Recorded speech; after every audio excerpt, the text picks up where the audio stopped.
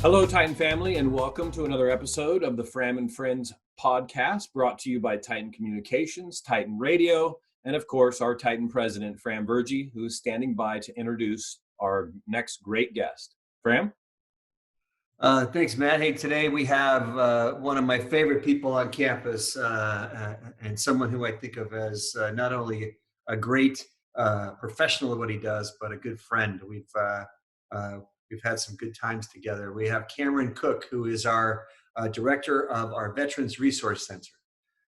Cameron, it's great to have you. It's great to see you. I hate this social distancing stuff, and seeing you virtually is a lot better than not seeing you at all. So usually I get to see you every week or two on campus and stop by the resource center. I haven't had a chance to do that, but I've done a couple of times virtually, and that's been great. That's been great. It's very Hope you're staying safe. The kids are good. Wife is good. Yes, sir. Yes, sir. All right. So Cameron, the drill with this is a chance for us to have a conversation and for our listeners to get to know you. Because if I know if they get to know you, they're gonna love you just like I do. So there's never any better place to start than at the beginning, of course. So I'm gonna start there. I know you grew up in Kansas, of all places, when you were younger. But anybody from Kansas who's listening to this, I don't mean any offense, but oh my goodness, I think of middle of the country and flat. I also think of barbecue, which is also awesome. But tell me what it was like to grow up in Kansas and how that shaped you, and as you look back and think about who you are today. Thank you. Pleasure and honor to be here. I always want to be on a podcast, so thank you so much. So, Kansas is full of very humble, very respectful people. I grew up in a blue collar town, a blue collar family. I always say, really taught me a lot of the fundamental elements. Hard work, like treat people right. Honor, love of country is a big one. It's definitely it was a good place to grow up. It is flat. It is definitely flat. It's rural. I grew up in a town about 50,000. So. But there's nothing outside of that, so it was definitely kind of made me curious to what else is out there in the world, and it definitely, it kind of instilled a little bit of sense of adventure, where I kind of wanted to get out and see the world. So that's kind of what I've tried to do. I've tried to see the world, but it definitely, it's put a kind of, it's framed my approach for sure. Yeah, the only time I've spent any time at length in Kansas, I represented H&R Block, believe it or not, when I was a lawyer in a big class action in Kansas City. And so I spent about 6 months in Kansas City. Okay. And I thought Kansas City was a great town, a lot of fun. Didn't get out into anywhere past that. Otherwise, I've just driven through it a couple of times, I think that's what people think, well, Kansas is one of those places you drive through. But looking back, I hear values created for you there: honor, love of country, caring about community and your neighbors, and that's what I think of when I think of Heartland and I think of America. Am I on track? Or? Yes, sir. It definitely all those a lot of values, a lot of to the core, So I also think of it, and maybe this is absolutely wrong, I don't know. I think of it as not a particularly diverse place, a very white place. Mm-hmm. We're certainly with different socioeconomic levels within it, but not a lot of diversity. Did that shape you in any way? Was it surprising when you left Kansas and you realized that a place like California, I know you were in New York, we'll talk about that a little bit, very different? It always made me kind of curious to what else was out there. First of all, I grew up in a blue collar kind of neighborhood. So it was for the location, it was a very diverse neighborhood. So I grew up with a lot of kind of different types of friends, you know what I mean? So I always took a lot of value in that. And I also, but it did definitely make me want to explore other cultures, you know what I mean? Kind of, it's homogenous, you know what I mean? So I definitely wanted to get out and explore other cultures and other places and other people and other things. So it definitely, it created a curiosity. Huh. Good, good. So why'd you leave and where'd you go? That's a long story, sir. I'll be honest. I'm a first generation college student, and I went to college the first time, and I didn't really know what I was doing, so I didn't do very well. So I had to move back home. I ended up working at a factory that, like, it's kind of it's the kind of the backbone of our community. It's a pizza factory, Tony's Pizza. You see it in the stores, the frozen pizza. My dad just retired there from 35 years of service. Wow.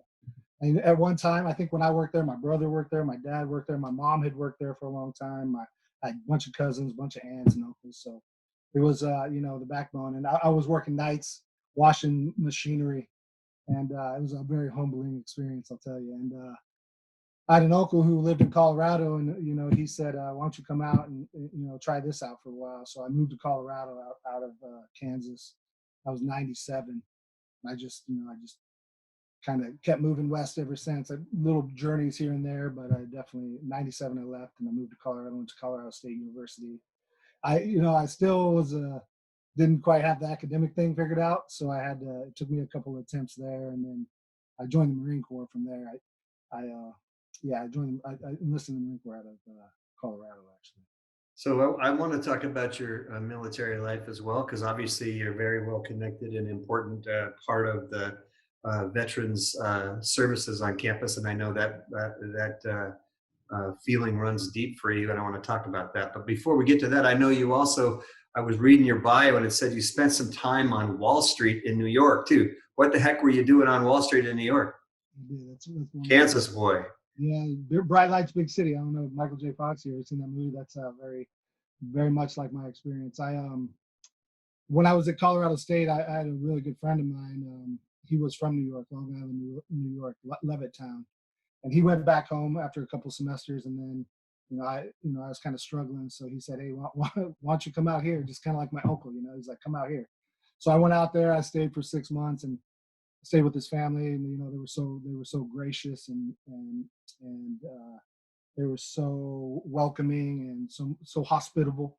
And and he worked we did data entry on Wall Street. I like to say I worked on Wall Street, but it was just data entry. But I was 22 years old, and just running downtown, all over Manhattan. Actually, sometimes we'd work, we'd go out, we'd go sleep at work, get up in the morning, work again, and go out. It was just it was a really great time, and that really kind of framed a lot of my future choices, actually, when I joined and everything. That's the epitome of you weren't in Kansas anymore. Exactly. They used to introduce me as their foreign exchange student sometimes. Totally different world. And then I know you also finally landed in California and were driving an ambulance in San Diego. Is that before or after the Marine Corps? After the Marine Corps. I joined to be I was going to be a firefighter. For a long time, my plan was to be a firefighter. It just never worked out. Came close a couple times, but when I got out, I got my first degree was an associate's in fire technology, and I was going to be a paramedic. I was trying to become a paramedic, and honestly, I was on the GI Bill. I was going to a community college down there. I went to EMT school. I drove an ambulance in San Diego, which was a blast. And then I was in paramedic school, and I got sick, some kind of weird kind of pneumonia, just kind of weird illness, and I had to drop out of paramedic school, and I was on the GI Bill, and I lost the GI Bill, and I basically lost everything. We had to pack up. I was recently newly married, had to move back to Kansas, and so it kind of started my life all over again. I had to kind of change directions after that. So driving an ambulance, I'm thinking today in the time of COVID, with all those frontline healthcare workers, you must be able to empathize with them and have a similar feeling for them as our frontline backbone taking care of us in this pandemic as you might feel for other vets who've served. It's a different kind of service. Indeed. I kind of wish I was out there helping out. You know what I mean? I definitely feel like I'm on the sidelines. I do miss. I still have that little bit of curiosity, a little bit of inkling to get back behind the wheel and help out. So it definitely. That's always a very That's a dangerous job all the time. So I can't even imagine how dangerous it is right now. Yeah, I'm not even gonna dignify your answer with I'm on the sidelines. You're so far from the sidelines, my friend, Thank that you. I appreciate that. you are a servant leader. You are dedicated to service. But we'll talk about that. Let's talk about the Marine Corps. I mean, thank you, bless you for signing up and for protecting and serving us who stayed home. But why? What made you do that? Was it a calculated thing you've been thinking about for a long time? Was it a weak moment? What was it? So it's New York, all my friends and family out there. And then I moved back to Colorado, and then September 11th. And then that's the day I called, actually. I wasn't doing much. I was partying pretty hard at that time in my life, I'll be honest. And then, the world changed that day. And first thing I said, never thought about it before, never considered it. And initially it was a rash decision out of anger. And I tell everybody it was a delayed entry program, so I waited a couple months. But then I just decided, the anger kind of wore off. Perspective came a little bit, but I realized it was probably the best thing for me because I wasn't doing much, so I just jumped in. So you were a first-generation college student and also first-generation Marine? Yes, sir. My grandfather was in Korea. He was in the Army in Korea, but I was first-generation Marine. Yes, sir. So, where were you on September 11th? What do you remember about it? I was living in a house with a bunch of friends, a big house in Colorado. It was a pretty innocent time, we were having a good time. Everything was just, we had a really great time the night before. So we had a bunch of people kind of laying around. My friend woke me up and he's like, hey, something's going on in New York. Plane hit a building. I was like, what? And I remember there was a house full of people, probably 10 or 12 people. It was those kind of days, and saw the second one hit, and then it was silence. And I was like, I'm going to join the Marine Corps. And everybody was like, shut up, like, you're not going to do that. And I called that day. That's the day I called the recruiter. Yeah, I had, there are, in every generation, there's times and places that you remember exactly where you were, what happened. I was on a master swim team and got out of practice, and we swam from 5 to 6:30, got out, went to get some coffee and saw what was going on. By the time I drove from getting my coffee to work, what had happened, the towers had come down, and the plane at the Pentagon had already come down, and I don't think I've ever really told anybody but Julie this. I drove home and I stopped at the Army recruiting office and tried to sign up, and I was too old. It wouldn't take me. I was too old. No kidding. Thanks for trying. Appreciate that. Well, they didn't need me, but I understand. So, was it what you expected? Did you have expectations? I know you did a tour in Iraq, and what lessons did you learn? What issues did you find? Sure. I mean, I didn't know what to expect, to be honest with you. And I was 26, honestly. I was pushing time a little bit as well. So I was older. I've been around a little bit, so that was a blessing and a curse. I stuck out real bad initially, which you don't want to do in the Marine Corps boot camp. So that was a tough time in my life. But yeah, I grew up. Honestly, I was a 26-year-old, kind of just spinning my wheels, having a good time, and then that's my life has never been the same. I definitely learned responsibility, leadership, teamwork, all the stuff they say. It's honor. In the community, it sounds cheesy, but honor, courage, commitment. Yeah, we take that stuff very seriously. You know what I mean? We take it very seriously. So that's something that really, and they strip you down. Like, they say it, and I kind of expected that, but you don't know until you actually get shredded, and then they build you back up into a new person, and that's really what it did. And I excelled pretty well. I did pretty well. I was pretty successful. I tell people, it's kind of funny. I tell people I was a little bit of a hooligan, I'll be honest. And so I always ended up I was older, so I always kind of ended up, I understood the wild kids, you know what I mean? So I always ended up being real close with the wild kids, and I could kind of steer them, I could lead them. And then that became a very beneficial part of my career, so that's how we had some very successful times in there. So it was I've never, life-changing is understatement. Yeah, I can. It is. I'm sure it is a generational change. The maturity that comes with it, because it has to. Finding the issues of what's really fundamentally important, because it breaks you down to what's fundamentally important. Yes. And it's interesting. Spoken with a lot of vets who've served. I grew up with all my father's friends as serving in World War II in Korea, and then all my uncles went off to Vietnam, and so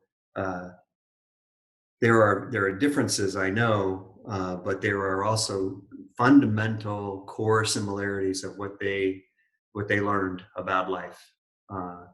And it's something the rest of us will never learn in some ways. And so we thank you for that, but we also, there's this strange, not envy, but a desire to understand that it's hard. And I know you know about that, because you pay a lot of attention to, from the other side, veterans trying to be understood. Yes, sir. And so I get that. Did you ever think about making a career of it? I want to be a firefighter. It's funny story. So I did pretty well on the entrance exams, and I know I wanted to fight, and they're like, I didn't know at the time, but they have quotas and stuff like that. So I was like, I want to be in infantry, and they were like, go back and think about what you want to be. You can be anything you want. So I came back, and they had a list, and I said I want to be a firefighter, and that stuck. I was like, I've always been interested in it. So I signed up to be a firefighter, but the recruiter actually didn't put that on my contract. He put like support services or something. So I went in, and I thought I was going to be a firefighter for the first like 6 months, and they were like, "No, you're going to work on aviation weapons and ordnance and explosives and stuff." I was like, "No, that's wrong." They're like, "No, it's not. That's what you're going to do." I learned a lot about kind of, it's not about you, it's about the team and the organization. The needs of the Corps is what they call it. But yeah, so I had always planned on getting out, becoming a firefighter, and it just didn't work out, but it worked out for the better anyway. So for the good, and every organization, every grouping like that has both positive and negative aspects to it. Tell me, what are the qualities that you think military service creates for veterans, that are strengths not only for them but for the community that they come home to? I mean, sense of purpose, sir. Sense of purpose. That's that sense of purpose. And when we don't have it, that's when we get in trouble. That's when we flounder. And when you learn a sense of purpose, the mission focused, taking care of each other is huge. Like we freaking immediately. I mean, it's a generalization, but you meet a vet, you meet another vet, you guys connect. You know that you can trust them with your life, because that's what that's where we come from. Is doesn't matter who's on the left and the right of you. You have to be able to trust them to stay breathing. You know what I mean? So that's definitely those are very valuable lessons that I think that we all it sticks with you for the rest of your life. The other thing is that I love about the military, never having been in, I hope this is the case, but from the outside looking in, it's a great equalizer for people from different walks of life. It is full of diversity. It is all about equity and equality. You are what you do, not where you come from. Doesn't matter what the color of your skin is. And today, even better, doesn't matter what your gender is. So that's a change from Kansas and Colorado too, right? Indeed. Did that change you? Did that change how your outlook on life and people? Yes, sir. Yes, sir. I think it was very eye-opening. Other cultures, just like I said, that was where my first real experience with diversity. You know what I mean? I think that's my first. I'd always been, open to it. I've always been searching for it, but that was really where, I got to get in and mash it up with all kinds of people from different places and different walks of life, and that's one of the most special things about it. It's a common. Not often do you get to sit in a room with people from so many different backgrounds and focused on the same thing. You got each other's back no matter what. There, sometimes you butt heads, honestly. Sometimes there's disagreements and stuff like that. That's the truth. But when it comes down to it, you know that you can count on the people around you, no matter where they're from. Well, and it seems like to me that that's one of the characteristics or the experiences that embeds itself in you, so that when you leave with that mindset. I think about walking into our vet center or into one of the lunches that we have with vets, or to vet graduation, and the room is full of people from different backgrounds, every color, every gender, every sexual orientation, it's all different, and they're all there. And as you said, they all have a common purpose, and they all have each other's back. Indeed. That's my And there's a lot of, I'm sure there's a lot of things wrong with the military too, but that seems to be one of the things that they inculcate in their soldiers, in our soldiers, that when they come out, that common sense of honor and duty and purpose and caring for your community transcends race, religion, national origin, color, gender. That's my favorite thing about it. I think that's a lot of people's favorite thing about it. You really, it opens your eyes to so much, and you just learn so much about people. And I love the playful banter that you have with other branches of the military. I'll never forget when I brought you a student who was from the Army, and I told you, he was in the Army, and the first thing he says, "I won't hold it against you." Yeah, exactly. And you both had a great chuckle, and I could tell that already there was just this built-in love for each other, respect, and inside jokes and all of that. It's very, very cool family. Yeah, it's very special. Very special. It's a huge honor to be part of it. It really is. So, Cameron, when I took the job as president at Cal State Fullerton, and people who listen to this podcast have heard me say this before, I felt like my whole life had been leading up to this, that all the things that I'd done in the past were preparation for this. And I look at your life, and I know this isn't your last stop by a long shot. You're way younger than me, and you got a lot to do.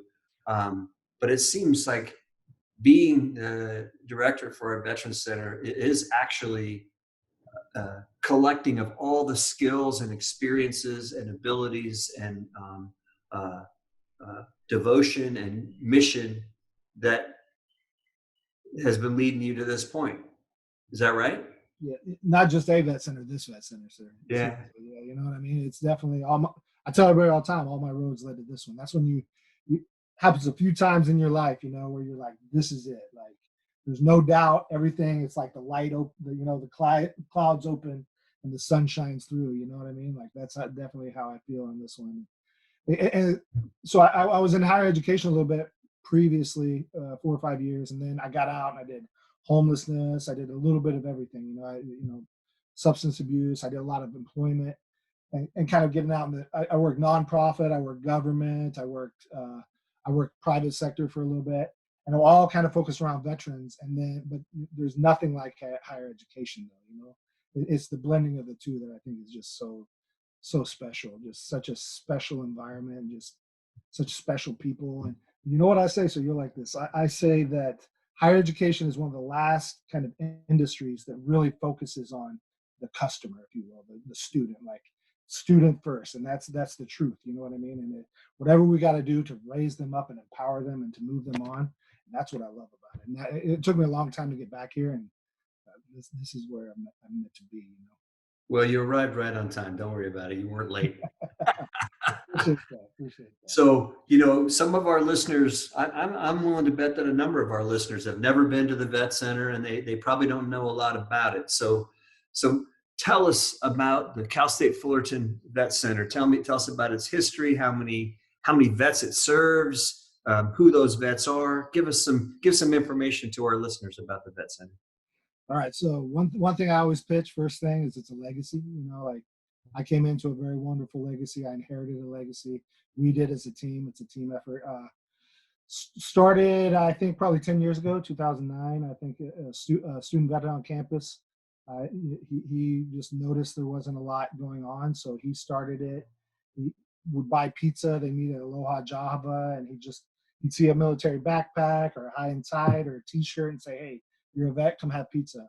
And that's how it started. Then, gratefully, he became an intern in the Women's Center. So the Women's Center was kind of like the mother program of the VRC. It was really the founding program of the Veterans Resource Center. Started with an internship there, and then it just kind of blossomed from there. Dr. Catherine Ward actually was a huge part of that, and she's obviously a legend on campus.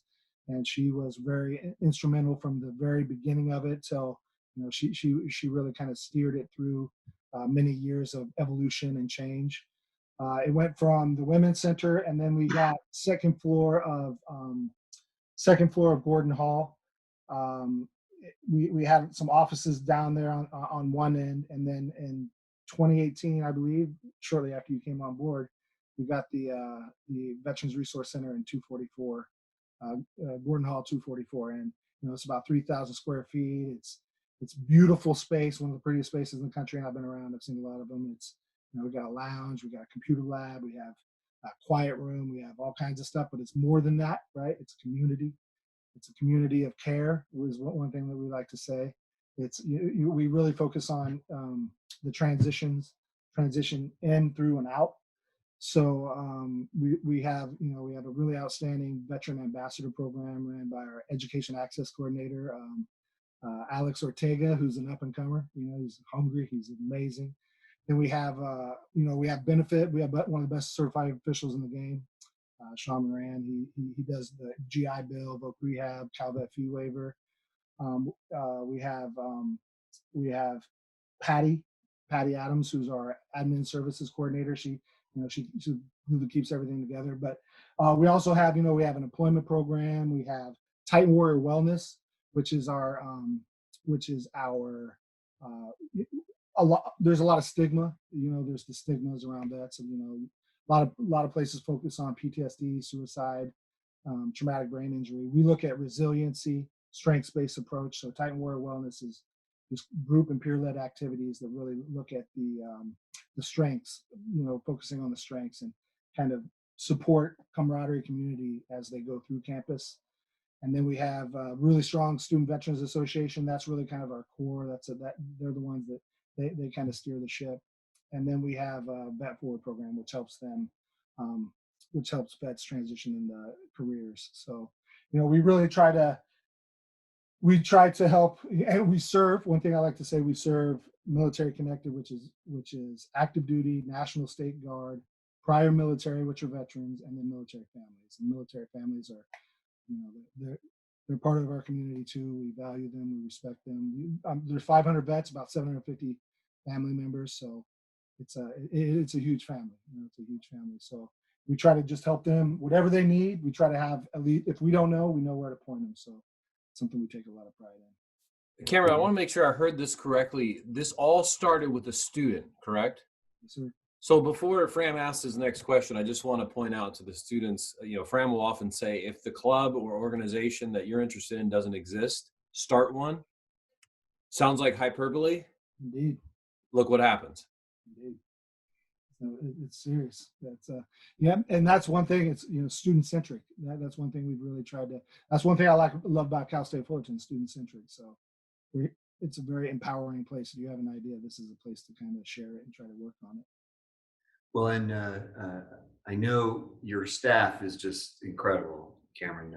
They make you look good. If they can make you look good, they're good, right? No joke. That's no They are just amazing. To help our veteran scholars navigate the bureaucratic crap that is getting their GI benefits and getting their other benefits and staying on course. I mean, you mentioned Sean; he does an amazing job. He really does. But everybody in your office does an amazing job, and anybody who walks in feels the love immediately. You walk in, and it doesn't matter whether you are military or military connected, or you're just walking in because you lost your way in Gordon Hall. Everybody's going to give you a hug and say, "Hey, how can I help you? What can I do for you? Come back anytime." And that's a very special thing. It's also a microcosm of our campus. We talked about the diversity of our military, but the diversity of our vets. We have a lot of women vets. And by the way, I am so proud that our vets have a higher GPA than the average GPA on our campus, and our women vets have a higher GPA than our men vets. I just love that. I just love it, and I tell it everywhere. We got to announce it everywhere. It's also a ethnically and racially diverse place. It is a microcosm of our campus, and it is how we build community for our veterans, but it's how we need to build community and acceptance for all our students on campus. Mm-hmm. Is CSUF a good destination for vets to come? Sure, it's the best, sir. It's the best. We're gonna get. That's one of our goals, is to make that be recognized. Our goal is to be the best, and we believe that we are very close, if not there. So we will definitely. That's one of our goals, and our what we say is bring them all here. As many as we can have, bring them. Come. You're absolutely right. As many as we can get. Absolutely right. Take care of each other. That's the truth. I have to admit to you that when I first came here, I did not understand the idea of there being different challenges or a set of challenges for veterans on campus. I'm ashamed to say, disappointed in myself to say, that I didn't think that they would have some kind of different challenge or different hill to climb. I just assumed, you get out and you come back and you do your thing and you're just like everybody else. And, vets were, I think, and to a much less degree are now, but we're almost an invisible group on campus. And some like to stay that way, and that's just fine. But talk a little bit about the challenges of a vet that comes not just to Cal State Fullerton, but to any campus. What is the issue of getting that sense of belonging, the finding of community that they need, and what can we do as a community, as a CSUF community, to make sure that they know that they're part of it, that they belong here, that they are loved and welcomed, and we want them. Yeah, it's really about identity, just like a lot of things. It's when we go in, we're torn down, built back up to this new person, or new identity. So we go through, we do our thing, and then it takes years of that to kind of build on that, foundation, and then it just stops, and then we get out, and I think we underestimate how challenging it is because the identity is so strong, and even it intertwines with other identities, even, you know what I mean? And then, so when you get out and you get on campus, you're older, you talk different, it's really challenging to kind of transition, especially with the things we carry. Sometimes that's very difficult. So it's just kind of a mixture of challenges. And then really the best thing, our goal is to make people realize you don't have to let that go. Like everything you learned in there, everything that you are, everything that you were, you can keep that. And then you add the special sauce of an education with that. And that makes you so marketable, and that makes you so valuable like the intangibles of the military with an education and training. And the best thing is when you see the light bulb go off and they're like, hey, I don't have to let that go. I can keep those intangibles. I can keep that stuff and build a new identity, including education. Because this is really the best transition there is to go into education. It gives them, the GI Bill is brilliant because it gives them 3 years to go into education, kind of reacclimate to civilian society, kind of figure out the direction, and then take off. So, but yeah, the identity kind of regrouping after such a strong, like in the Marines, you're not. I wasn't cook. I was a Marine. You know, we were Marines together. Like there was no individuality. And then you get out, and it's like, hey, do whatever you want. You know, you can go to class. You don't have to go to class. You're not going to go to jail if you don't go to class. You know, so really just kind of getting your head wrapped around those things is pretty challenging. Yeah, I mean, I've thought about this because, you know, we have one of our veteran scholars on campus who's written a book that I read that helped identify some of these issues. It's just a good raw understanding of what our vets go through, and it was a very enlightening for me. And it struck me that it's a lot like when someone retires from a high-powered job and they don't know where they're going to go and what they're going to do. You know, one day you're a CEO or you're a leader in your field, whether you're a faculty member or whatever you're doing, and the next day you got nothing. You know, you're just another person. And I had the pleasure. I mean, it was a huge honor for me to get to fly out several years ago and stay on the aircraft carrier, the Stennis, for several days. Land on the Stennis, stay there, live with the folks that were on that ship for about 3 days, and then fly off. It was absolutely fantastic. But what I realized was, here are these 23-year-olds, 24-year-olds flying jet fighters, or not just flying jet fighters, but being in charge of making sure that they can fly, or being in charge of the ordnance, or being in charge of the flight deck. Or, I mean, we're not, the dollar value of what they were in charge was astronomical, but they were in charge of the lives of so many people. And so I can imagine when you are doing that every day, you have to get used to that, and you have to take that in, and that's part of your identity. And when that's gone and you walk off and you're no longer in that uniform and you're no longer in charge of all those things, but you know you can do all those things because you've done all those things and you've done them well, and you've done an amazing job of protecting and serving. And then you walk off and no one sees that in you. And you say, how come you don't see that in me? How come you don't know who I am and what I can do? Because I can do.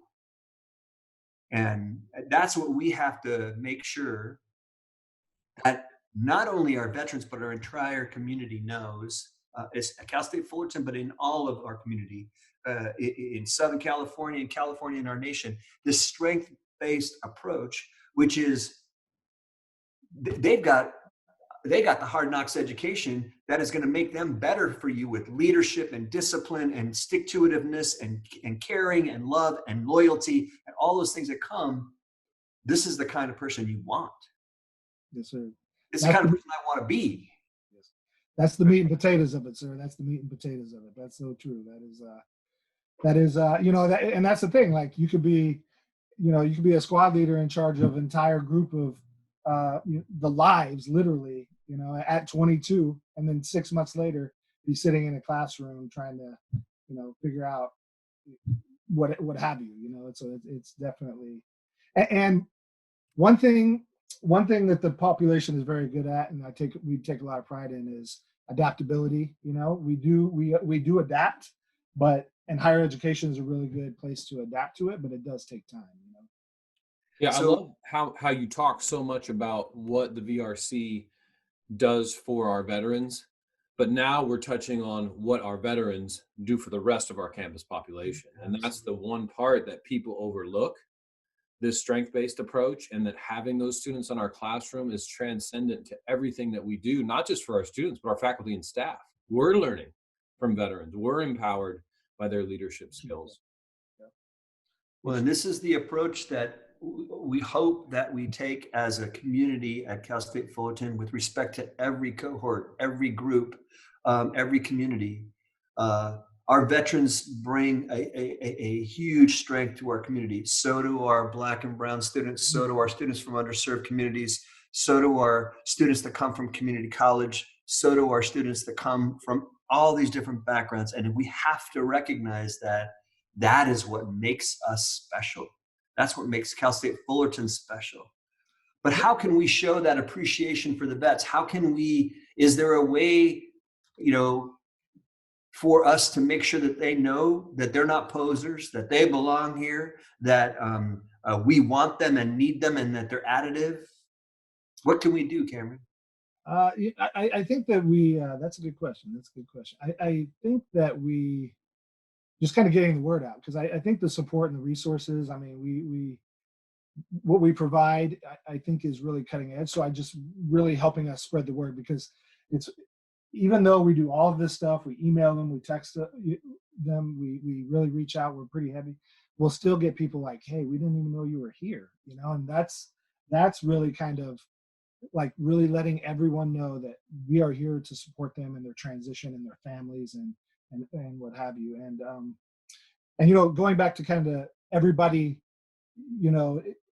Black and brown students, just all kinds of students contribute to the campus. One thing I'm really honored, and I think it's a great fit, is being on the special populations team and being able to collaborate and just see all the wonderful things that all the teams on special populations are doing. So it definitely takes a village. It definitely takes a village. And so I think maybe also, sorry, sir, is, one of the next things is I don't want it to be a bubble. I don't think that the veterans should be, and we were kind of easing that way before the bottom fell out of the world, but really kind of helping veterans explore other identities, and kind of getting into those other resources like DIRC and MSI or whatever it is, so they can explore other because that's where you get the real cool college experience, is exploring other identities and personalities, instead of just, we don't want it to be a bubble. We don't want to be disconnected. We really want to integrate. That's the whole goal. So really kind of helping us promote the other resources, I think, is a good next step as well. Absolutely. The intersectionality of our students is paramount. One of the things I love about DIRC, our diversity center, is that they are all those centers are together, and the affinity or the affiliation is multiple for many people that walk into DIRC. That's also true for our veterans, and we need to recognize that is a strength as well, and is also a reflection of who our community is. We are not defined by the color of our skin or the gender or the sexual orientation we have, or whether we served or didn't serve. These are all parts of who we are, but we are so much more than those. We are the compilation of all those things. I do, I am, this, Cameron, I am so proud of our vet center. It is the best vet center in the country by far. I am just going to say it flat out. We are the envy of the other CSUs, the other two. We get called out as the best to the others and say, how come you can't be like, which just, I'm a competitive son of a gun. And so that just makes me so happy. I feel when I walk into our vet center that the vets that are there are home, that they have a place, that they feel not just welcome, but at home. And what's really cool is they invite me into their home. And when people visit who aren't vets, they invite you into the lounge. They invite you in and they say, sit down, talk. How are you? What's going on? And you feel like that you're part of them as well, which is really, really special. I love also the outreach that we do off our campus. We're at the community colleges, on base, all these different places that we serve active duty folks who are trying to figure out what they're going to do with their life when they get out, because Lord knows they need some good advice. Okay, good advice. The earlier you catch them, the more successful they are. That's kind of So we also have an absolutely incredible ROTC program. we do. Lieutenant And I also love to see our vets mentor and help those aspiring officers as they move through all that they've got to do. Tell me, do you think that is additive or helpful for vets on our campus? I think so. I think it helps to. I think it helps to to value experiences, to share experience. So be able to share that experience and just kind of, especially from like a lot of us are enlisted, so like the enlisted point of view of leadership, I think is valuable.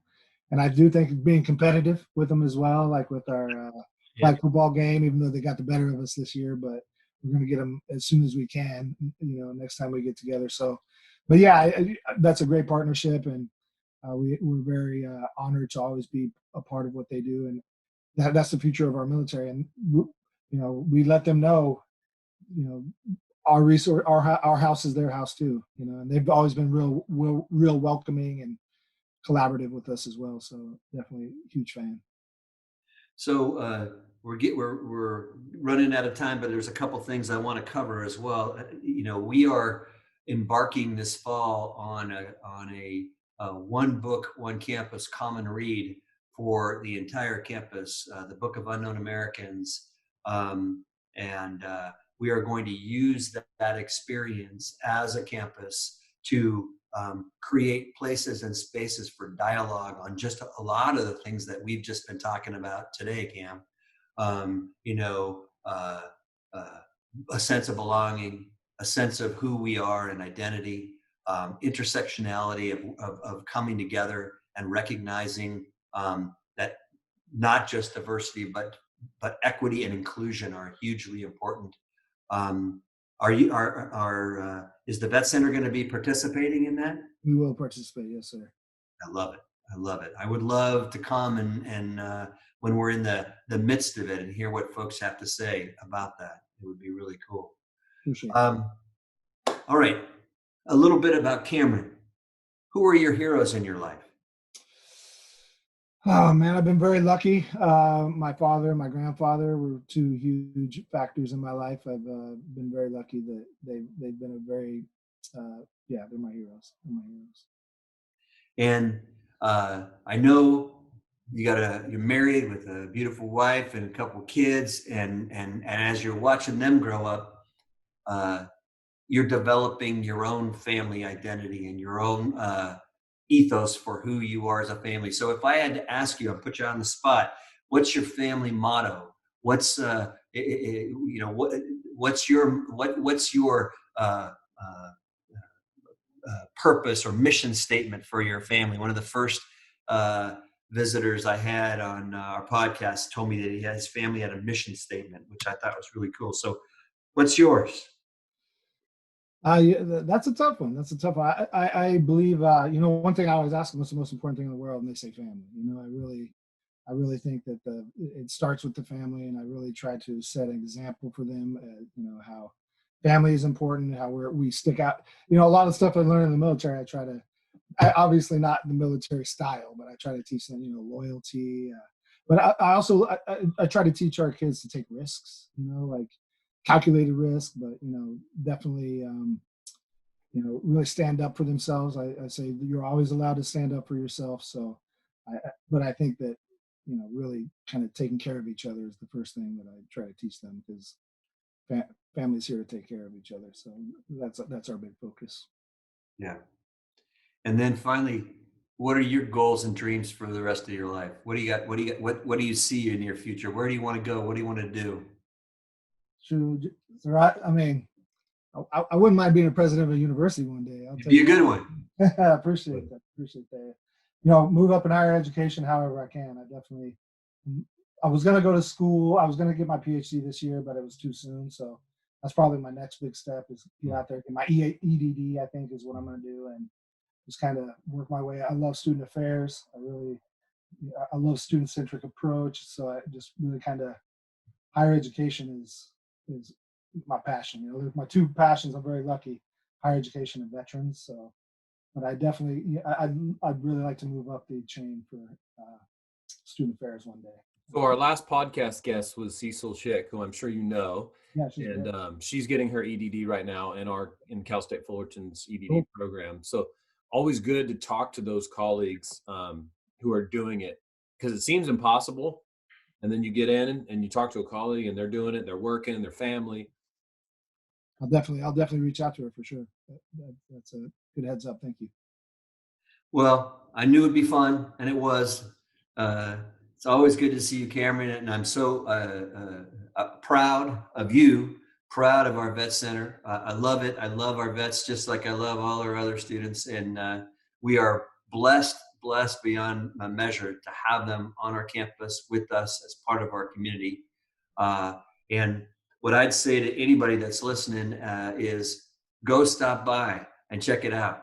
And you will see exactly what I said. You will be welcomed with open arms, not just by the staff, but by all the vets that are there, because we're all in this together.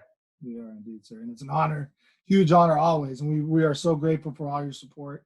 I say it every time I see you, and I'll say it every time from now on, is we're just so grateful and honored to have, you're such a great advocate for not only us, but for all our students. So we know that, we appreciate that, and it is noticed, and it is, we're thankful for you. All right. God bless. Love you. Thanks, Cameron. Thank you, sir. Thank you all. Take care. Thank you for listening to Fram and Friends, a collaboration between Titan Radio and Cal State Fullerton. For more episodes like the one you just heard, visit titanradio.org.